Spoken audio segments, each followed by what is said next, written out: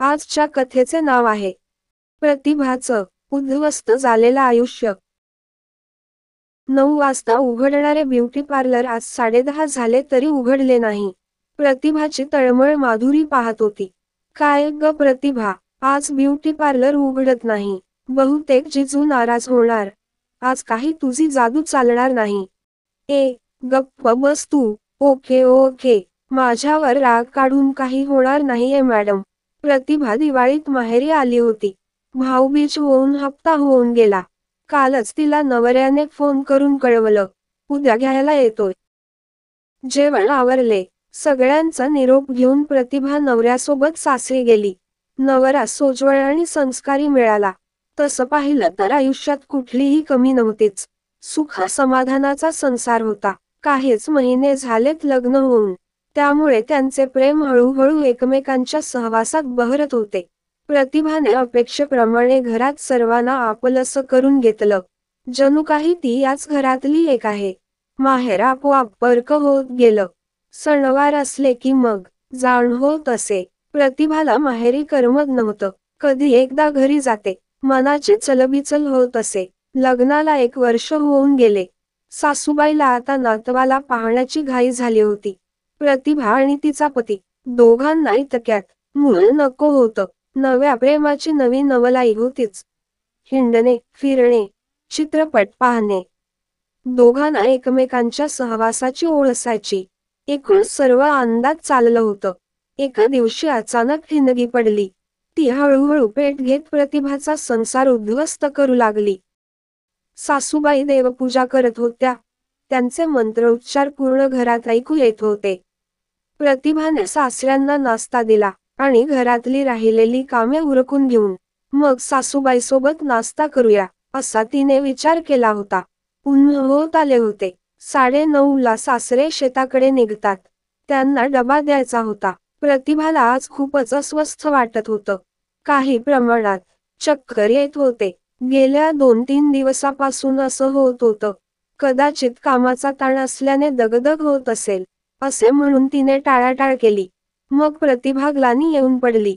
समोर असलेल्या ओट्याजवळच एक मोठा दगड होता। त्यावर पडत असता तोल गेला। नशीब जास्त दुखापत झाली नाही। डॉक्टर बोलले म्हणून गेले 2 दिवस प्रतिभाला आराम करावा लागला। 2 दिवस सून आराम करते म्हटल्यावर घरातली सगळी कामे सासूबाईला करावी लागणार होती। त्यामुळे सकाळपासून भांडी आपटण्याचा आवाज येत होता।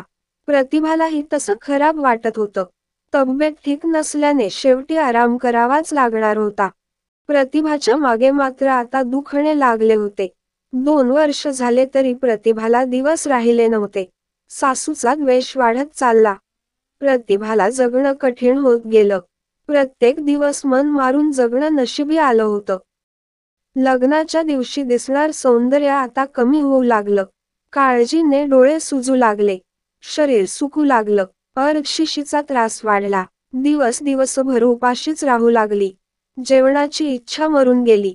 रोज सासूचे घालून पाडून बोलणे, नवऱ्याचा तिरस्कार, यामध्ये प्रतिभाची घालमेल वाढू लागली होती।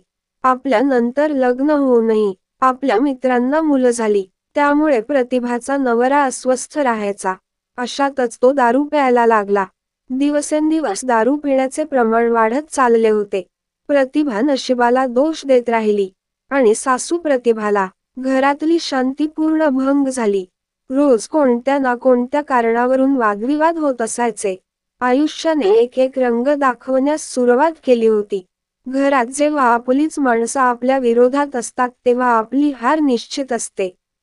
प्रतिभाही आता रोजच्या वादात हरत होती। कधीतरी आयुष्य सुरळीत होईल, या आशेने जगत दिवस काढत होती। संसाराचा गाडा ओढत होती। नवरा बायकोचे संबंध बिघडत चालले होते। प्रतिभा नवऱ्याच्या प्रेमापासून वंचित राहू लागली। त्यात दारूमुळे लिव्हरला सूज यायची। नवरा त्रास द्यायचा तरीही त्याच्या प्रेमापोटी सगळं सहन करून त्याला आधार घ्यायची। महिन्यात कितीतरी वेळा त्याची तब्येत ठीक नसे, तो जगावा निदान आपल्या कपाळावर कुंकू असावं। प्रेम तर कधीच पारखं झालं होतं। त्याला हॉस्पिटलमध्ये घेऊन जात होती। नवरा मात्र पुन्हा दारू पिऊन तर असायचा। प्रतिभाच्या जीवनाची खूपच कठीण परीक्षा सुरू होती। काळजी घेऊनही शेवटी तेच झालं जे नियतीने ठरवून ठेवलेलं होतं. संध्याकाळी खूपच दारू पिऊन रस्त्यावर पडलेला नवरा घेऊन मित्र घरी आले. प्रतिभाने स्वयंपाकावरून सासूला जेवायला दिले. नवरा उठण्याची वाट पाहत रात्रीचे 2 वाजले. त्याला शुद्ध नव्हती. बिचारी उठवण्याचा प्रयत्न करत उपाशीच झोपली. सकाळी 6ला जाग आली. नवरा अजून झोपला होता. सकाळी चांगले 7 वाजले तरीही उठत नाही. म्हणून पुन्हा उठवण्यासाठी आत गेली. पण नवरा केव्हाच मरण पावला होता. प्रतिभा कोलमडून गेली. एकच हंबरडा. सगळं संपलं. सासू आत आली. प्रतिभा रडत रडत बेशुद्ध झाली. प्रतिभाला खूप मोठा धक्का बसला. जगणं बोरकं झालं. प्रतिभाला शुद्ध आली तेव्हा ती हॉस्पिटलमध्ये होती. नवऱ्याला अग्निडाग दिला गेला होता. आज 2 दिवस झालेत. प्रतिभाला हे सत्य सांगण्याची हिंमत मात्र कुणाला होईना. तिची अवस्था खूपच नाजूक होती. आईला सांगून तिला माहेरी पाठवलं गेलं. प्रतिभाचा नवरा मरण पावला असला तरी अजूनही कपाळावरचं कुंकू तसंच होतं. मंगळसूत्र गळ्यात दिमाखात झुलत होतं. हातातल्या बांगड्या त्यातून निघणारे स्वर तसेच होते. हॉस्पिटलमधून प्रतिभा आई सोबत माहेरी आली. इकडे 10वा 13वा सर्व विधी करून झालेत. मात्र प्रतिभाला अजूनही काहीच माहिती नव्हतं. आज प्रतिभाला महिना झाला माहेरी येऊन. तब्येत सुधारली होती. तिने सासरी जाण्याची इच्छा व्यक्त केली. तिला कुठे माहित होतं तिच्यासाठी सासरचा रस्ता केव्हाच बंद झालाय म्हणून.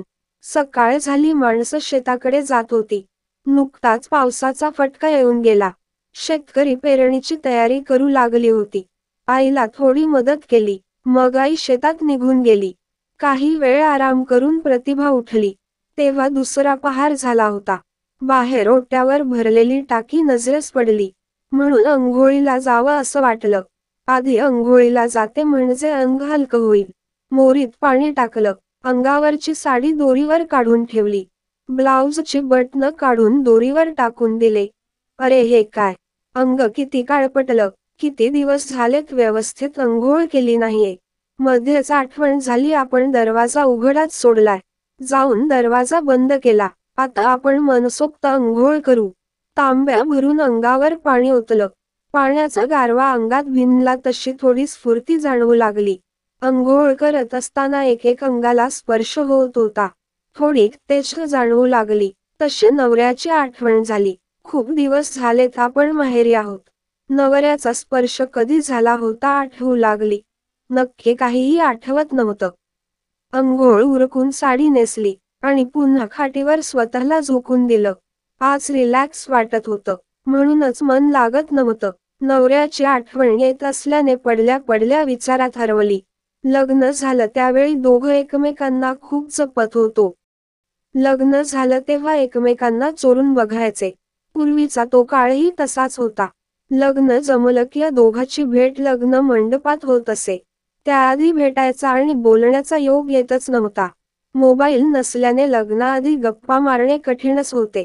प्रतिभा घरात आली. सत्यनारायण पूजा, कुलदैवतेला भेट वगैरे सगळे विधी आवरले होते. 5 दिवस उलटून गेले तरीही कोणीही एकमेकांशी बोलेना. दोघांची अवस्था सारखीच होती. फक्त एकमेकांना चोरनजरेन पाहणं सुरू होतं. सासू सासरे बाहेर ओट्यावर बसले होते. प्रतिभा जेवणाची तयारी करू लागली. नवरा शेतातून आला.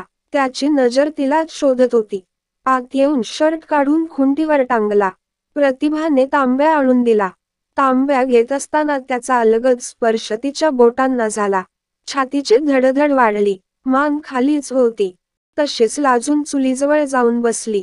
नवऱ्याने गटागट तांब्यातलं पाणी संपवलं आणि बाहेर निघून गेला. बोलायचं दोघांनाही होतं पण सुरुवात कोणीही करत नव्हतं. जेवण आटोपली आणि पाण्याचा तांब्या व ग्लास घेऊन ती निघाली. मात्र दरवाजाजवळ येऊन तिचे पाय चिकटून गेले. त्या मधुचंद्राची लज्जा चेहऱ्यावर स्पष्ट जाणवत होती. कशीबशी धीट मनाने आत गेली. प्रतिभाचा नवरा शेतकरी, काळ्या मातीत कसलेला. रात्रीच्या प्रकाशात त्याचं काळं पिळदार शरीर तिला वेड लावत होत. शरीरात प्रेमाचे तरंग जाणवू लागले. उशाला काही अंतरावर पाणी ठेवून अंथरुणावर बसली. घरातला 0 बल्ब चालू होता. डाव्या कुशीवर नवऱ्याकडे पाठ करून झोपली. मनात प्रश्नाचे काहूर माजले होते. मिलनाची उत्सुकता शिगेला पोहोचली होती. मात्र भीतीने ती रात्र तशीच निघून गेली. प्रतिभा उठली तेव्हा नवरा झोपलेलाच होता. अंघोळावरून साडी नेसताना नवरा जागा झाला. ती पाठमोहरी उभी असली तरी तो तिच्या मागे उभा असलेला तिला जाणवलं. काय करावं काहीही सुचत नव्हतं. त्याचा स्पर्श तिलाही हवा, पण मन तरीही पळवाट शोधत होत. सारखीच जीवाची घालमेल होत होती. पण नंतर ही गोष्ट आठवली की दोघांना खूप हसायला यायचं. नवऱ्याच्या आठवणीत संध्याकाळ केव्हा झाली तिला समजलंच नाही. आईला दारात बघून तिने चहा बनवायला घेतला. आईचा चेहरा काळजीने पडला होता. मुलीच्या भविष्यात देवाने काय लिहून ठेवलं कुणास ठाऊक. परीक्षा घेतोय लेकराची. आईला चहा देऊन प्रतिभाने आईला विचारलं, खूप दिवस झालेत, आता मला माझ्या गावी जायला हवं. आईला मात्र काहीही सुचेना. आता काय सांगावं आपण. नवरा गेला. तू विधवा झालीस. तुझ्या सासूने इस्टेटीतून बेदखल केलंय. सासरचा रस्ता बंद झाला केव्हाचाच. आईसाठी मुलीला सत्य सांगणं कठीण होतं. एक दिवस सांगावंच लागणार होतं. शेतीच्या कामाचं निमित्त सांगून वेळ निभावून गेली. आज प्रतिभा ही शेतात आली होती.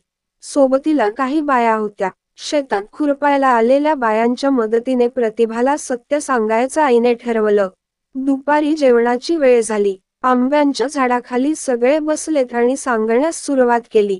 प्रतिभा ऐकत होती. इतकं सगळं घडून गेलं आणि आपल्याला माहित नाही. नवरा गेला तेव्हा आपण हॉस्पिटलमध्ये होतो. त्यांचं अंतिम दर्शनही झालं नाही आपल्याला. प्रतिभा रडत होती. रडता रडता दातखिळ बसली. जेवणाचे डबे तसेच घरी आले. त्यानंतर प्रतिभा स्वतःला सांभाळून घेत जगू लागली. कालपर्यंत पाठीशी असलेले आई बाप देवाघरी गेले. भावाचं लग्न झालं. काही दिवस भावात राहिली, पण त्याच्या बायको सोबत पटत नव्हते. पण प्रतिभाला आता भावाचा आधार होता. भावाची बायको काही जमू देईना. मग भावाने बाजूलाच राहायची सोय केली. आधी भाऊ सुखदुःखात हजर होत असे. बायकोला न माहिती करता खर्चाला पैसे देत असे. आणि माहिती झाले की घरात भांडणे व्हायची. त्यामुळे प्रतिभाने म्हातारपणात हिमतीवर वेगळं राहण्याचा विचार केला.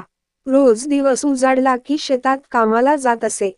आणि रात्री घरी स्वयंपाक करून मीठ मिरची असेल ते खात जगू लागली. प्रतिभाला सगळे असून सगळेच परके झाले होते. आज प्रतिभाचं वय झालंय तरीही हिमतीवर आयुष्य जगते तीर्थरूप. माणसाचं आयुष्य खूपच गुंतागुंतीचं आहे.